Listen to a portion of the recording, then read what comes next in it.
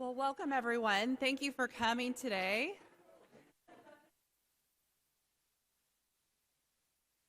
I have just a few housekeeping items before we get started.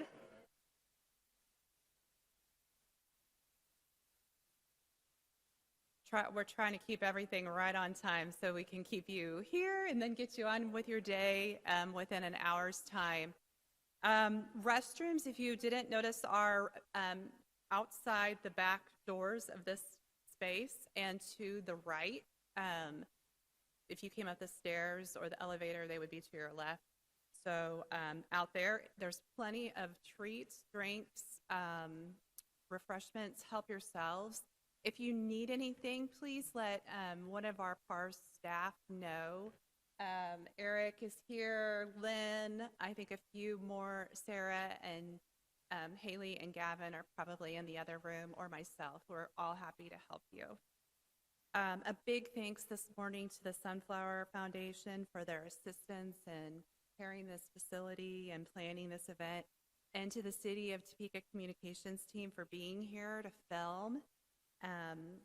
They enable us to be able to put this event on Channel 4 for the city and also our YouTube, and it's done professionally and looks really much better than it would look if I did a Facebook video. So we appreciate them being here. Please be sure to sign in via the QR code on your table. If you have not already done so on your way in, that helps us to know who our audience is and to help us plan for the future. At the end of today's presentation, if you'd flip that sign-in sheet over, there's another QR code for feedback. And again, we appreciate all of it. It helps us to plan. Let's see here. So as our team was planning topics for these quarterly events, trafficking came up probably second, maybe first. It's a topic we hear about often, but we may not know the different forms it can take. Anyone can become a victim of trafficking, and it happens in all 50 states. It impacts millions of people each year, and unfortunately, it's extremely lucrative. One number I read shared an estimated $150 billion a year are brought in by trafficking. We're so fortunate today to have an experienced researcher on the topic. I hear she's the absolute best.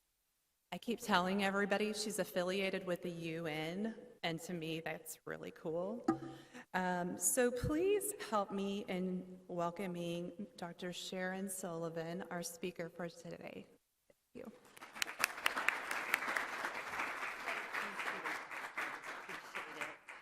Good morning. Is everybody awake? Yes, awesome. Thank you so much for coming today. Thank you for allowing me to be here. Please call me Sharon. I also want to let you know that I can talk about this topic for 16 weeks. And I know that because I teach a course for 16 weeks. But today, I'm just going to give you a general overview. Oh, I'm pressing buttons. Sorry. Okay. So I wanted to bring up the laws, okay, so that you can see what they say. The federal law and our state laws are very similar. The important thing I want you to notice, two things. First, the requirement of force, fraud, or coercion for the purposes of sex trafficking or labor trafficking. The most important thing to notice, though, in the definition of sex trafficking is that force, fraud, and coercion are not required for kids under the age of 18. And that's because kids cannot consent to sex. Therefore, anytime a child is being sold or purchased, it's sex trafficking. Okay? This is the model that the feds use, okay? The AMP model, perhaps you've seen one of these. I like to bring it up because look at all the different ways you can commit this crime. There's a story of a guy from Kansas who did a favor for a friend. He agreed to drive 2 underage girls down to Houston for the purposes of sex trafficking. They got pulled over in Oklahoma, and an intelligent, educated, well-trained law enforcement officer saw something wasn't right, and he asked the right questions, and he was able to identify those girls as being sex trafficking victims. The guy went to jail, and he kept saying, "All I did was drive the car." But look, he transported people for the purpose of sex trafficking, right? That's a crime. So I'm hoping you are already familiar with a lot of these terms. Force, we can imagine pretty easily. It's mostly violence or the threat of violence, right? Fraud is trickery. Sometimes it's the con, right? You think you're going because you're going to be a waitress at a nice restaurant, and really the job is to be a stripper, okay? That's fraud. Coercion is trickery in a sense, but it's threats of harm, right?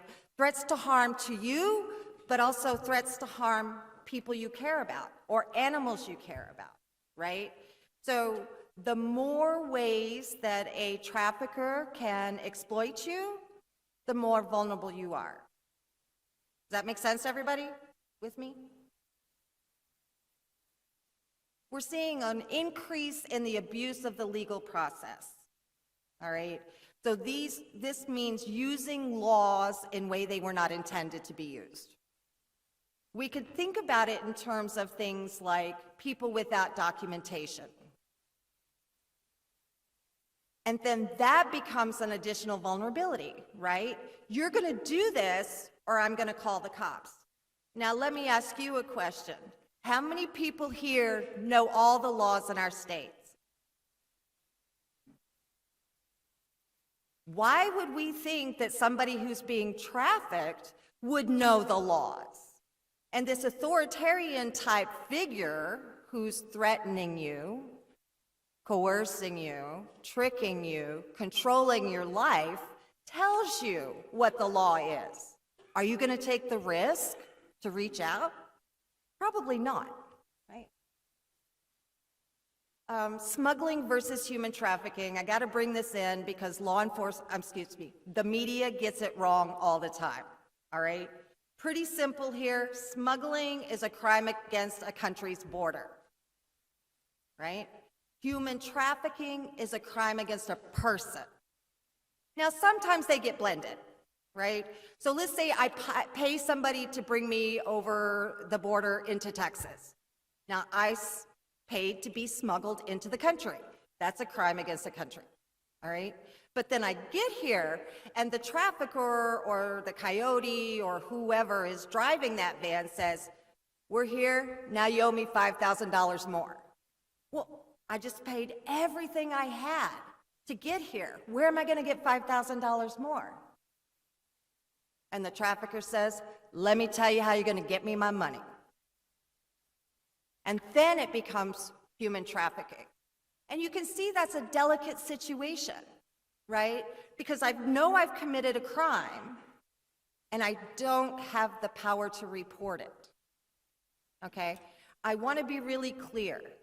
The federal government says that the majority of people who are human trafficked in the U.S. are U.S. citizens. 1.5 million U.S. citizens trafficked in this country.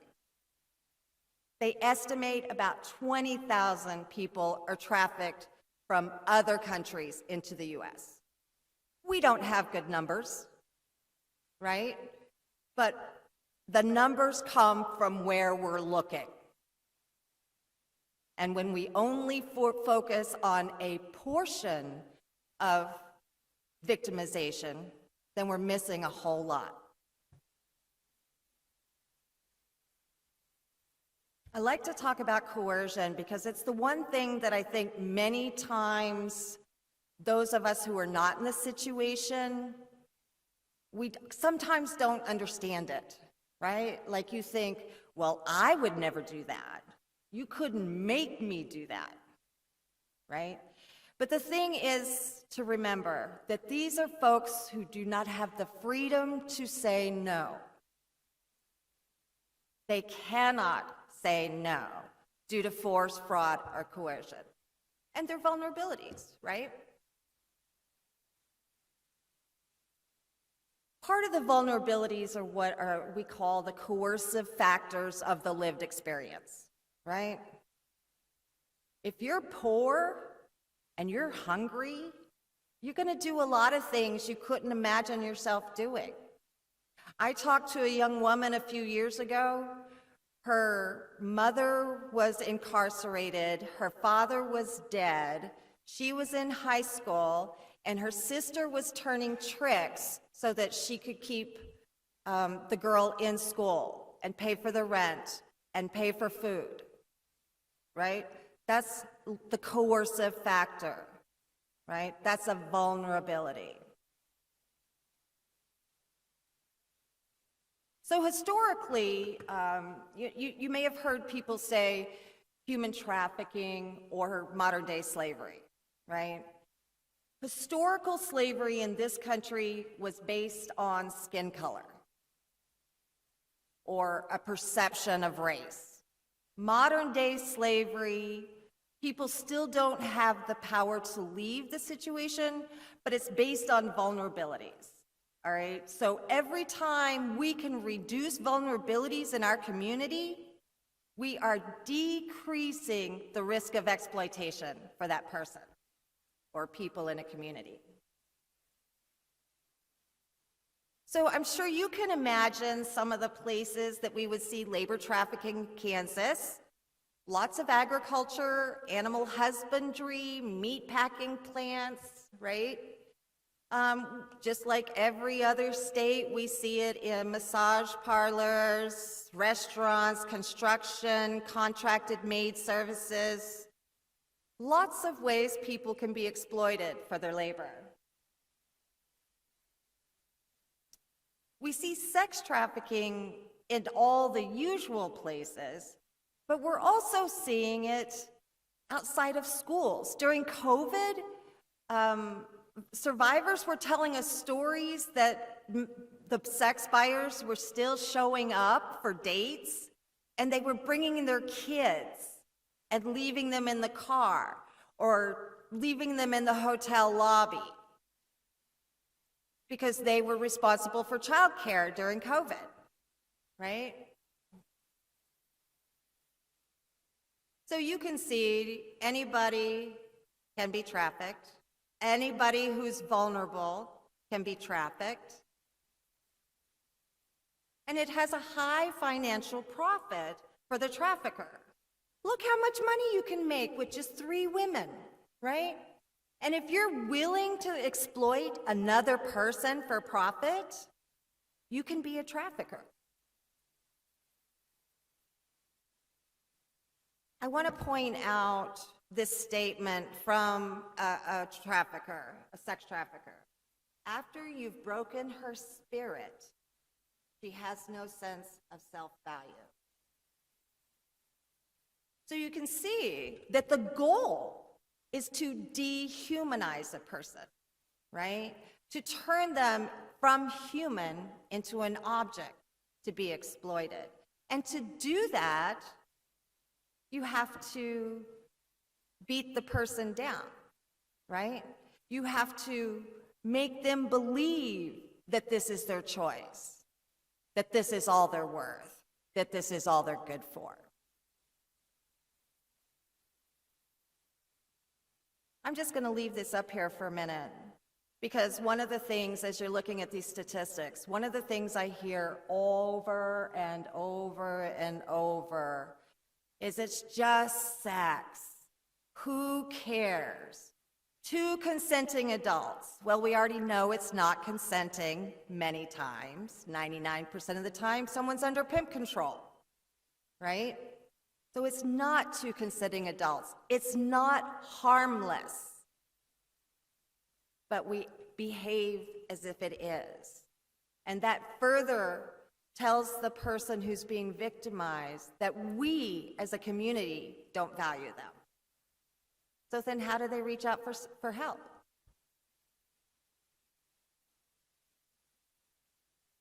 So here's a few examples of some of the ways that people are recruited. Most people believe that what the social media tells us, right, is that it's kidnapping, right? It's at Walmart and they've got the zip tie on your car and run away because they're going to kidnap you. Okay, so kidnapping does happen, but it's the smallest percentage. About 15% of people who are human trafficked are kidnapped. The majority, nationwide, 40% are trafficked by someone they know. And by that, I mean family members, moms, dads, boyfriends, husbands, aunties. In Kansas, with the small amount of data we have, it's looking closer to 50% of people are trafficked by someone they know. How do you reach out for help when the people who are supposed to love you most are doing this to you?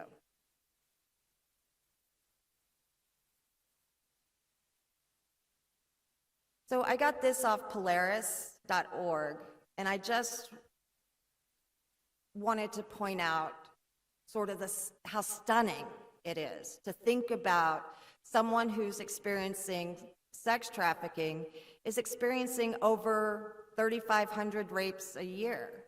It's not consensual sex. If it's not consensual, it's rape, right? And what does that do to a person's brain, right? It creates complex trauma.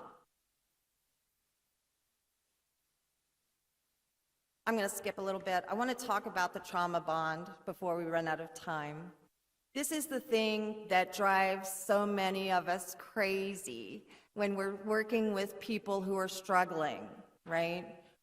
I hear it all the time. Why don't they leave? And it's the neurobiology of trauma that keeps people there. Okay? It's the way your brain works. And the beauty of it is that our brains are, they call it neuroplasticity, right? Our brains can change, we can grow, we can create new neural networks. That is like the most brilliant thing about human beings, right? We're not stuck here. We're resilient, we're powerful, and in fact, anybody who's still here is surviving. They figured out some way to survive. And what's important about that is that we can take those maladaptive behaviors that allowed someone to survive, and we can help them create new behaviors, right? So all is not lost. It's worth investing in our community. It's worth investing in our victims and survivors. And as I've said many, many times before, this is a problem that begins in the community, and it's a problem that the community has to solve together. So I'd like to open it up for questions. Anyone?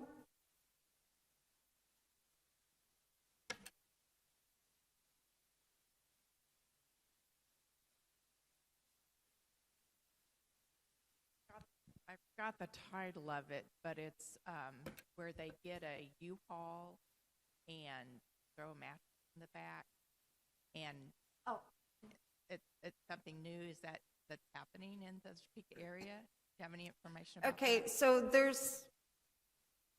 it's kind of newish, I guess. They call them drive-in brothels, and it's happening all over the world, not just here, and some places are more formalized than here. But yes, they'll throw a mattress in the back of a U-Haul or one of those vans, and then the woman or man or children will have to sell sex in that space. right? I have not heard of that specifically happening, but I'd be shocked if it wasn't, because people are looking to make money. And when you're that, let me say the right words, when you're working that hard to find ways to make money, you keep working hard to find ways to make money, right? And as fast as law enforcement can turn around and figure out one con or one strategy, they come up with something else. Yeah, thanks for that question. Great. What else?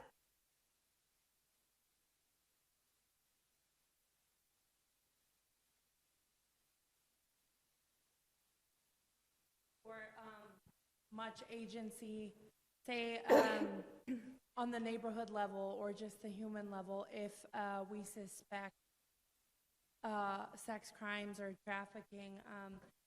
That's the first part of my question, but the second part is on the base level, how can we be a part of survivors' recovery? Okay, there's like a lot of questions in there. I love it. So everybody can educate themselves and their neighbors and their faith community and their bunco club or their book club, right? There's ways we can educate ourselves and each other and move out, take that into the community, right? I highly recommend, in terms of your community, look for the people who are vulnerable, right?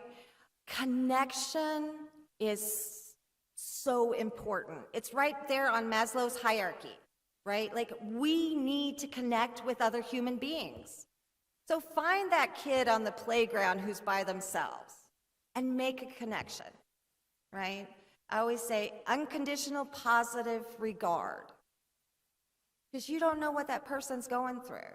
We only see a part of it. We only see the kid throwing a temper tantrum. We only see the dysregulated person, right, who's operating from a survival space. So everybody can do that, right? Make sure your neighbors are okay. Drop off a casserole. Go buy and borrow a cup of sugar. But make connections. That's one of the most important things we can do.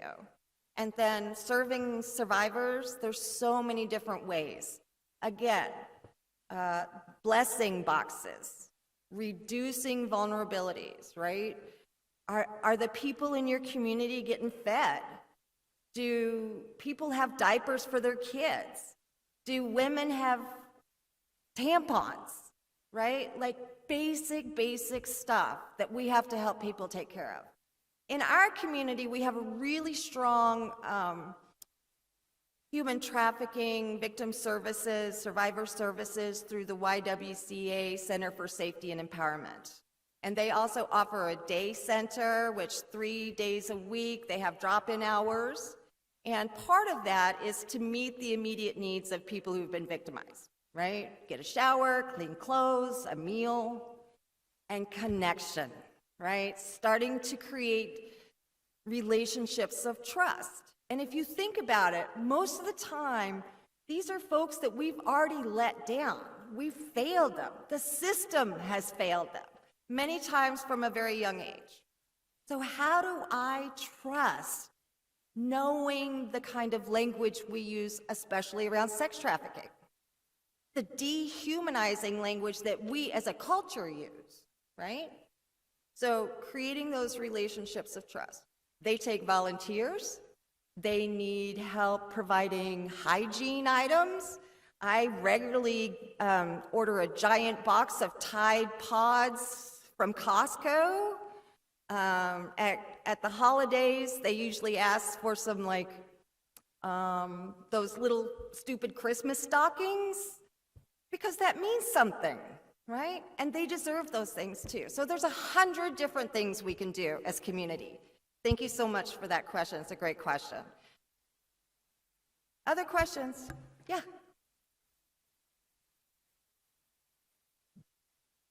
Would you share some possible warning signs for people to look out for, to be able to know when to ask if somebody needs help? Could you say that again? some possible warning signs for people to look out for so that they know when they can start asking if somebody may need help? Well, of course, people who have things they didn't have before, right? With the kids, the local detectives tell me that the girls get a trip to McDonald's, they get their nails done, and then they used to take them to, darn, I always forget the name of that place, the Charlie's Angel place, the lingerie store. We'll say that. Take them to the lingerie store, right? So getting your nails done for a 12, 14-year-old, pretty big. If you don't have a lot of food or you don't get to go out to McDonald's, that's a big treat, right? And then having things that you normally wouldn't have. What 12-year-old needs fancy lingerie, right? And especially if you see an older person shopping with that younger person. Now, I'm not saying that's not daddy taking her daughter for a bra. That's not what we're talking about, right? The other thing we see are expensive purses, lots of phones. In a home environment, we might see a lot of people coming and going. We might see a lot of people living in one apartment, more people than's meant to be in that apartment. If you remember the case about 20 years ago with the Egyptian Indian food place downtown where a man died, they were putting those people up in an apartment, right? They controlled their documents. They controlled their transportation. They controlled everything about their lives. So we can be watching for those things. Is this person ever allowed outside by themselves, right? Can they stop and have a conversation with you? Or are they nervous about that, right? Did I say multiple phones? That happens a lot. Kids being places they shouldn't be. Things that look out of place. And here's the thing. Law enforcement's never going to be mad if you call and it's not human trafficking, right? Maybe it's only child abuse, right? Nobody's going to be mad. So if you're comfortable with your local law enforcement, and there's a lot of reasons folks may or may not be, you can call your local law enforcement. If it's a kid, please call DCF. Please call law enforcement. But we also have the national hotline. You can call that hotline from anywhere, right? Give them all the information you have, and they'll contact local authorities. And you're out of it. You're out of it, right? And I say, even if you're on vacation, like how many of you drive and you see the truck stops? You know, I pull in there for gas and a tinkle and a snack. And what if you see very young girls getting in and out of trucks? Just call the hotline, right? And go on your way. And let the professionals do their jobs. All right, I think I'm out of time. Thank you so much for your generous attention today.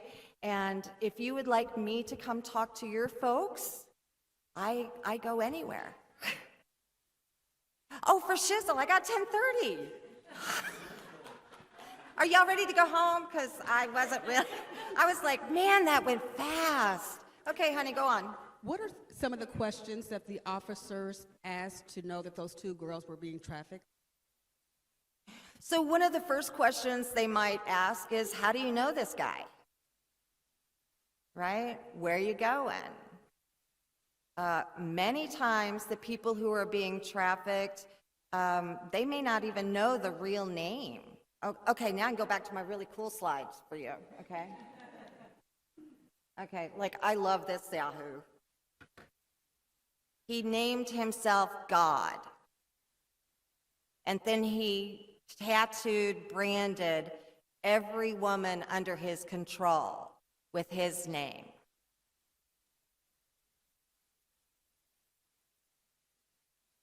Isn't that wild? Think about the ego it takes to do that, to name yourself God. But remember, the trafficker's goal is to owe them mind, body, and soul, right? And what else do we brand?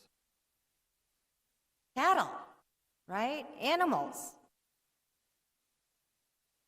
Now, it gets kind of complicated because a lot of tattoos are a lot more popular than they used to be. And I see people who tattoo their children's names on their heart or over their neck. But you can see there's some differences between those kinds of tattoos. Just because someone has a name on their neck does not mean that they're being trafficked, but it might be something to look at, right? All right, what else? Yeah. I'm listening.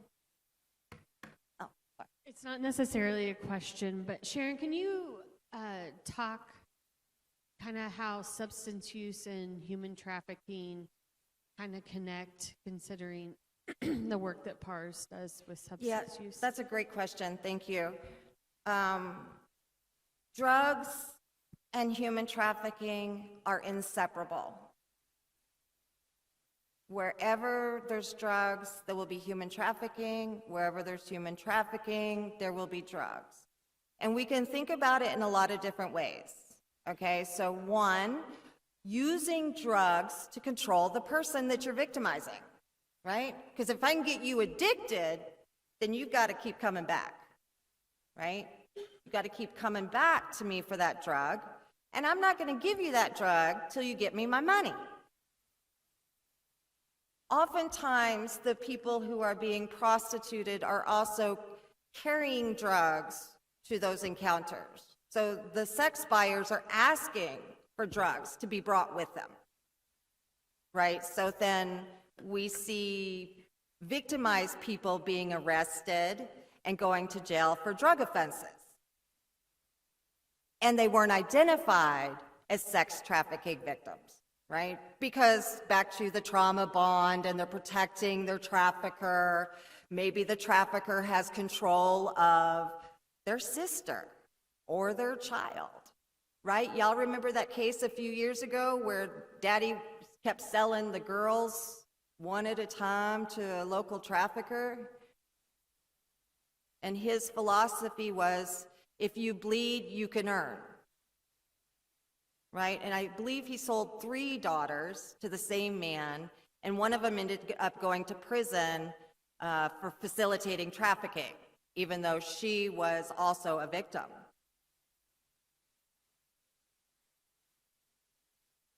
Did I answer your question? I'll just add a little personal story on there. I'm working with a student who is recovering drug addict and is in getting his master's in counseling and things like that. Great young man. And he came and talked to me because he talked about the way that when he was using, that he facilitated human trafficking, not realizing that's what he was doing.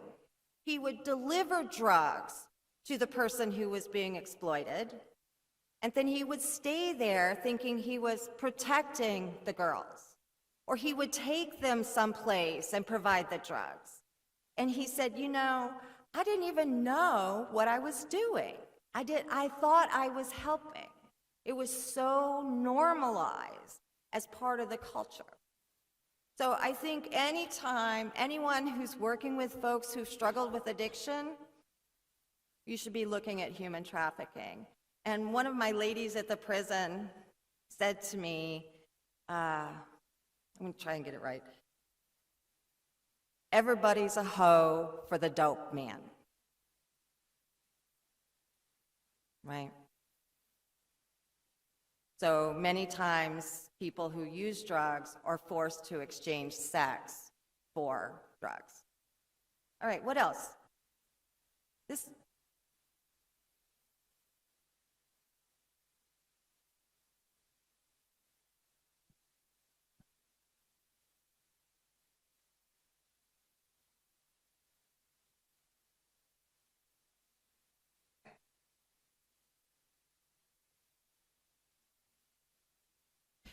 Yeah, we need about 3 more dissertations about that topic, okay? Because it's really a lot more complex than it sounds, or sounds like it should be. One thing we know about traffickers is, yes, it can be anybody.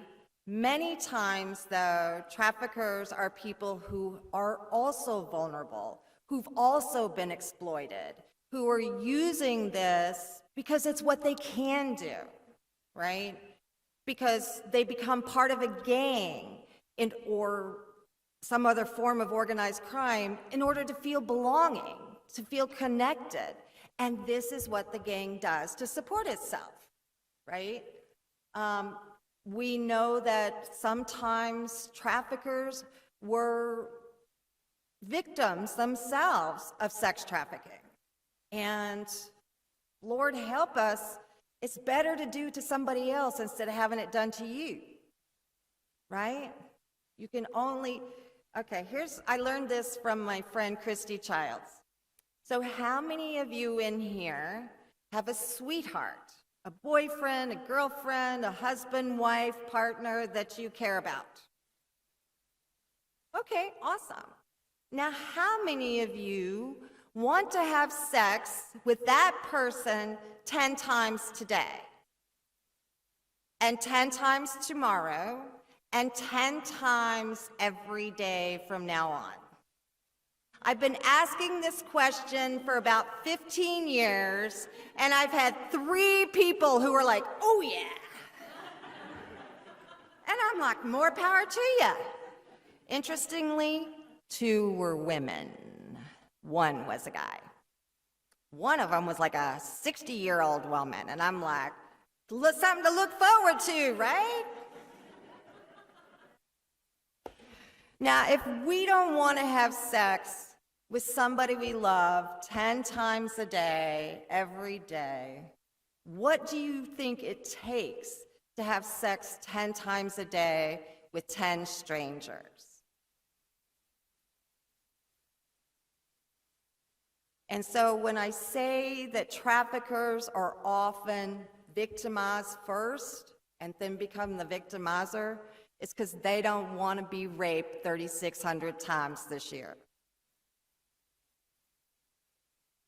And that sounds harsh, but that's survival, right? Traffickers are often, if they are arrested or when they're arrested, they're often prosecuted. We have had a lot more cases of prosecuting traffickers than we have had of sex buyers. Part of the problem here is that there's no real incentive for law enforcement to invest time arresting sex buyers. Because the penalty is so low, they'll be out before the officer can finish their paperwork. Why would you invest time in that? It's not an efficient use of your resources. And yet, any business folk, we know demand drives this crime. 99.9% of sex buyers are men. 75% of those are casual buyers, when it's convenient. These are the ones we often hear about at the bachelor parties, the racetrack, the Super Bowl, right? They're on a business trip, convenient. Those are easy pickings for us, right? Those are the low-hanging fruit. If we can help them understand the harm they're doing to human beings and to our communities, it won't be convenient for them anymore, right? It's the other 25% of hardcore buyers that we've got to work on a lot. And so I am advocating for more penalties for sex buyers. Because when we arrest traffickers, somebody else just takes their place. And until there is no demand for it, somebody's going to step up, right? And if you think of this as a crime of greed, It's about money, folks. I can't tell you how many times law enforcement says, don't get between them and their money, Sharon. We don't want to have to come get you. Right? So if there's no money, they'll move on to something else. We can think about labor trafficking as in a similar way. Like, well, first, how does Walmart make those $5 t-shirts? Somebody's got to plant the cotton, till the soil, pick the weeds, grow it, pick the cotton, process the cotton, turn it into fabric, dye it, cut it, print it, blah, blah, blah, blah, blah, blah, blah. You think you can do that for $5 without exploiting somebody? Now, I know a huge amount of things in my closet come from China, but I'm looking for ways to not purchase those things anymore. A, by having less. B, by reuse. You'll notice I wear black all the time because it matches everything, right? Got like 5 exact outfits. So looking at those kinds of things, again, for our business owners, what is in your supply chain, right? Where are you purchasing that knick-knack from? Well, you're probably getting it from a middleman, but where are they getting it? And there's a huge push right now in business to examine our supply chains. And so, you know, if we as consumers and business people commit to not using slave labor, then they're going to find another way to do it, right? Okay, what else? Yes, ma'am.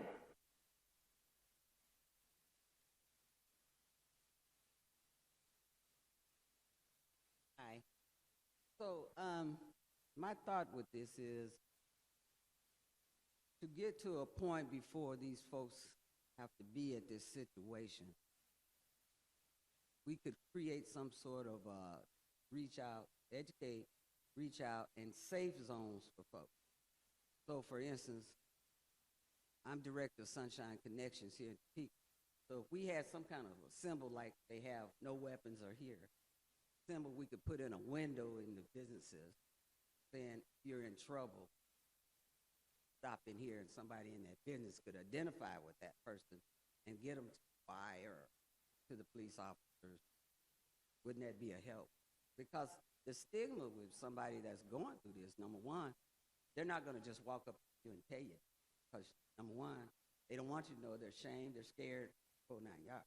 So we have to identify some type of to get somebody to be able to stop and say, hey, I'm in trouble.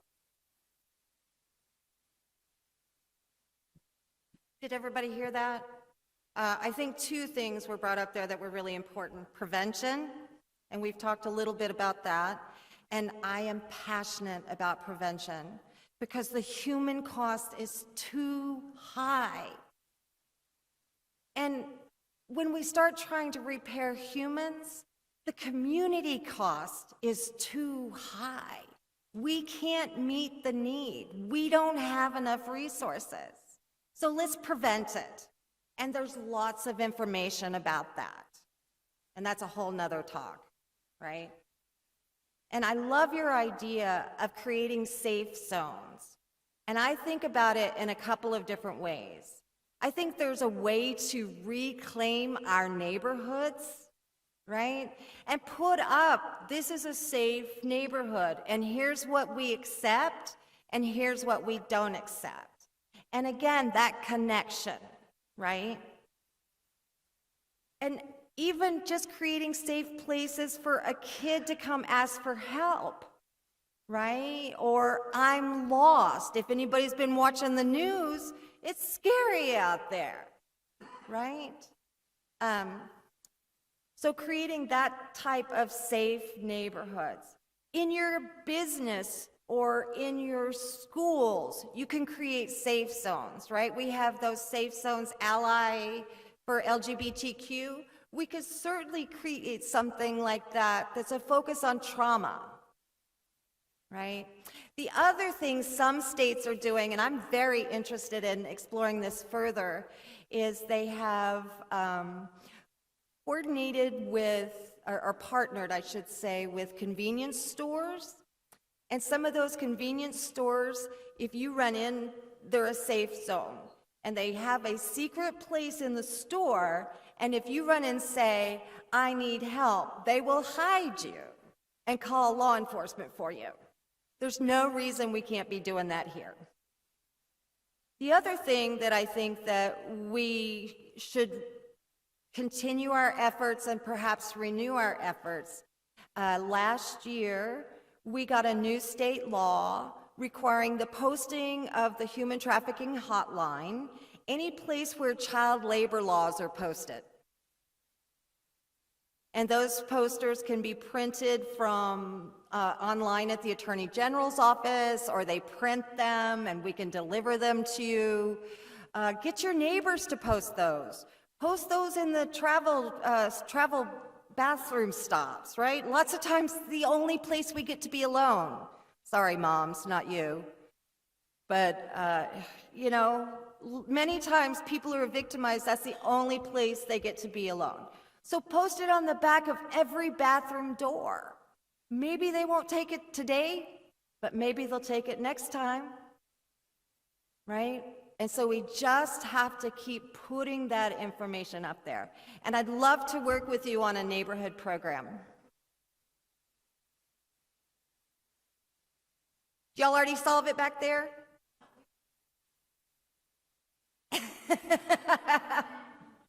All right, I guess we'll be working on that. Yes, Farron? Yes.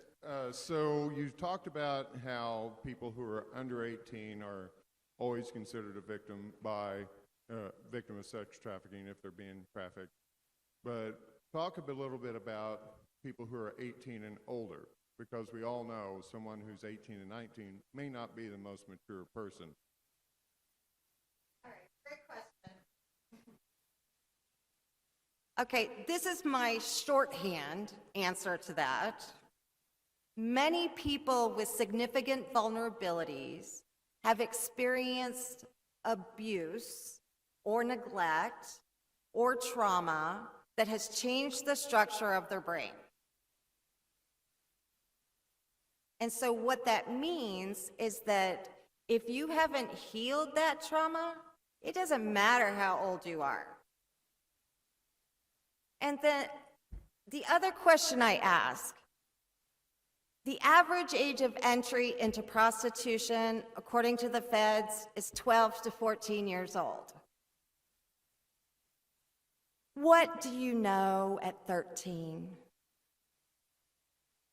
What do you know if you're being traumatized every day after school? What are you learning in school? You're not, right? Because you're in survival mode. And again, neurobiology, brilliant. The lizard brain, you're in survival mode. It takes the good decision-making offline. And you can't access this until you get out of survival mode. So you can be 35, you can be 70, you can still be following those same neural pathways. I've had so many women ask me, why do I keep getting involved with the same kind of man? I don't want to be abused. But that's what they learned was comfortable. It's what they're used to. It's the behaviors that they expect. So we have to change that, right? And going back to being 13 and traumatized and not able to learn, you don't suddenly wake up on your 18th birthday and know how to do all those things. You don't know how to get a bank account. You don't know how to rent an apartment. You may not even know how to make a doctor's appointment. My nieces are in their 20s and they still call their mama, I need to go to the doctor, or call and make an appointment. And I'm like, you girls are grown, make your own. No, they want mama. And they're not traumatized beyond the, 2023 normal traumas. So when you don't have that, right? And then always trying to meet those Maslow's needs, right? Like food, shelter, water, safety, connection. And we need that every day, all our lives, not just as kids. So while the laws recognize differentiation for people under 18, the victimization is the same. Did I answer your question? You want more?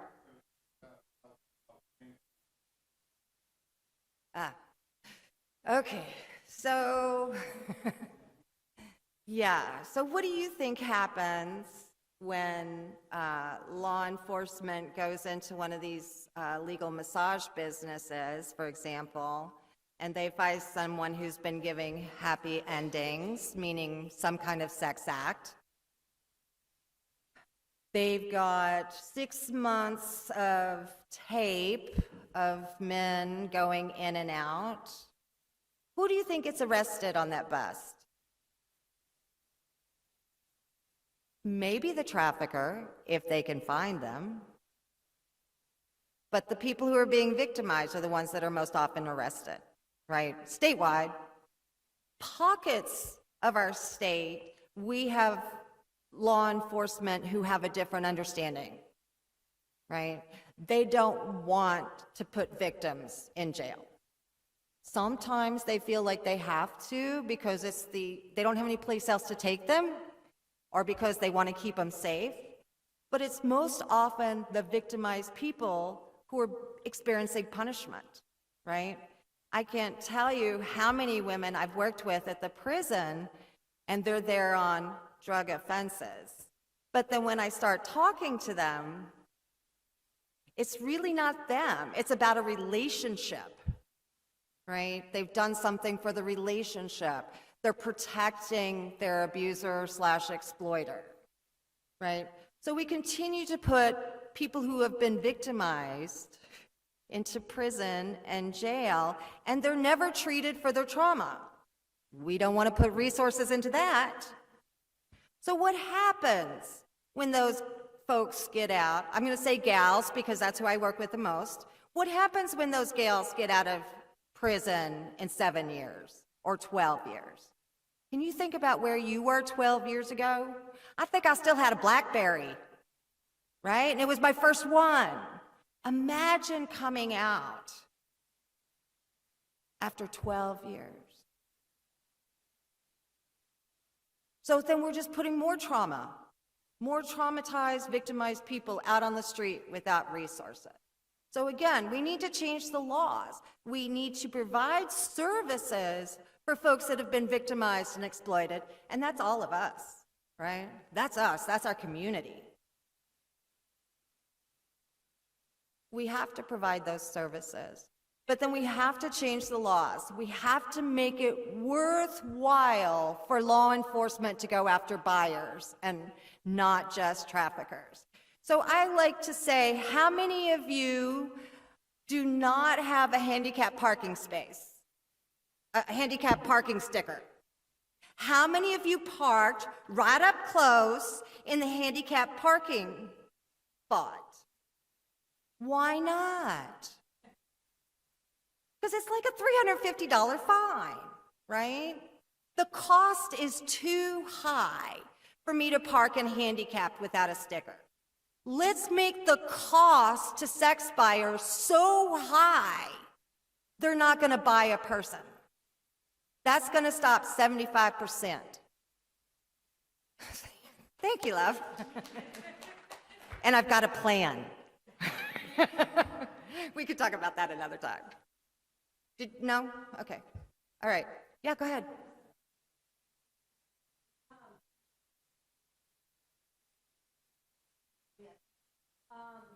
I'm wondering, from your perspective, can you shed some light on why you think our numbers are so high? Thank you so much for asking that question. Missing and murdered Indigenous women, girls, and relatives now is what they're changing it. And May 5th is sort of our awareness day. Wear red. We know that Indigenous people in this, well, I'll say this country, but really around the world, are some of the most vulnerable people, right? We have systematically stripped them of their culture, their land, their family, their connections. And so we've made them so vulnerable.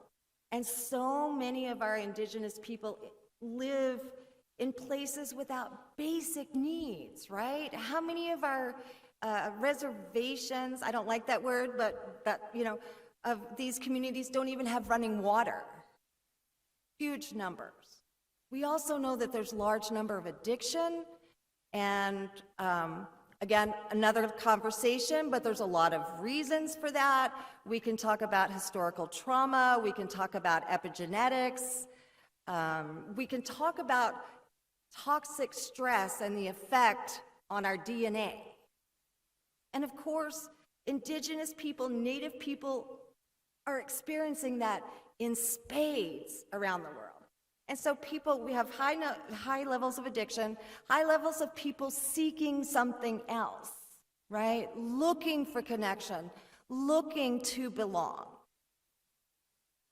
And because of that vulnerability, our Native people are especially vulnerable. And here's the other thing, not to be disrespectful, I'm talking very generally. Many times, law enforcement isn't even looking. And that's not just Indigenous people, that's a lot of different runaways, but it's only recently that MMIWGR has even been recognized as a problem, even acknowledged, right? And we really need to wrap our arms around our communities and support the cultures, the families, the connections, the food, create the sense of belonging, right? So that people have opportunities where they are. Let's meet those basic needs. Let's get some running water. How many times have I talked to people who want to address their addiction and trauma, but there's no place for them to go? And they know that if they stay where they are, they're not getting out. Right? So again, that comes back to our resources. Prevention and then restoration. Is that helpful? Sort of, I know, that's such a long, we could talk about the casino culture, right? Which is bringing lots of money in and lots of strangers, right? We know there's a lot of sex trafficking going on. Go ahead.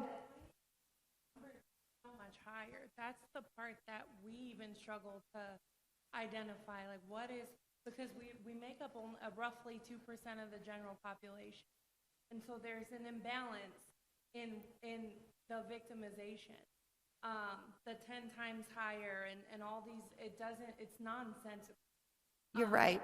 And I don't know the right words, but I'll say that I think part of it is an exotification.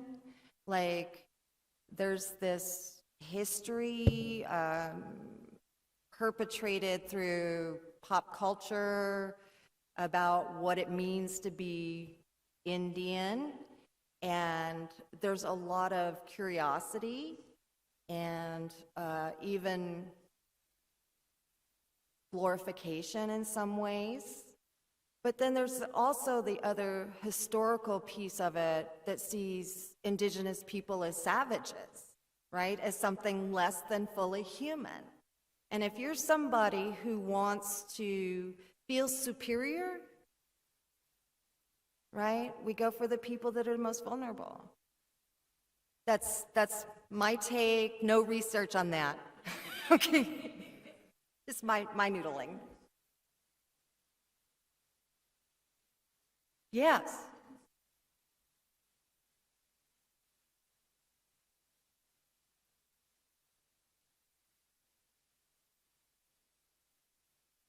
Right. Yes. Yes, the institutionalization of our racism in all different forms, I think, is a crucial part. And when we talk about dismantling systemic racism, that's part of what we're talking about, are those assumptions that we make based on the way a person looks or what we assume their history is. And you're 100% right. Research bears you both out here that historical trauma has a long-term impact on families. It changes our DNA. Is that the craziest thing? And then that DNA is passed down and passed down and passed down, untreated, and probably more and more trauma piled on top of it, right? Okay, now I think I'm really out of time. Can you all join me in just thanking Dr. Sullivan for being here today? Oh, thank you so much, friends. Thank you.